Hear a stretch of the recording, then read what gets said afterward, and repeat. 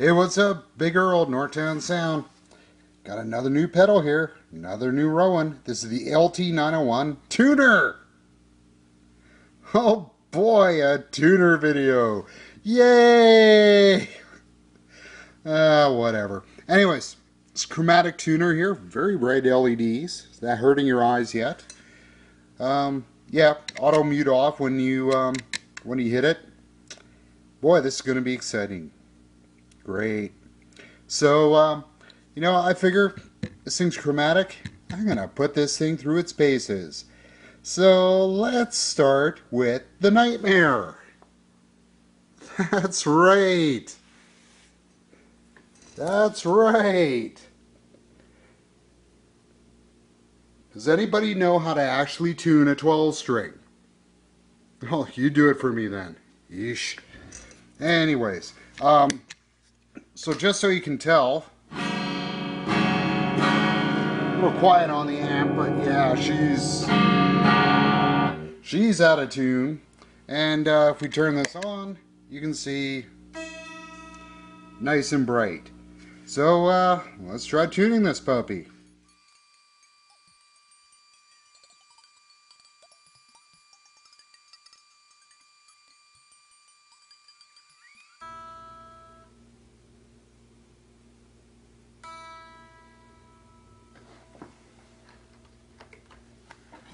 Oh, we're pretty close.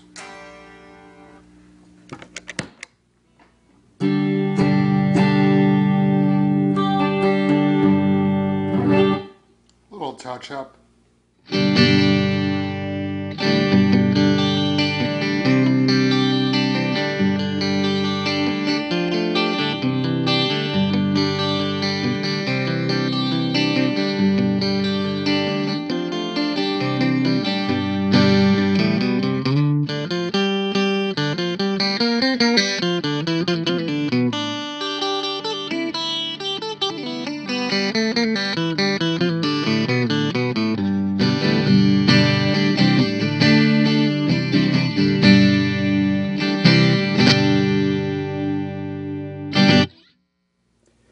It took a little more tweaking, but yeah, I was pretty out of tune.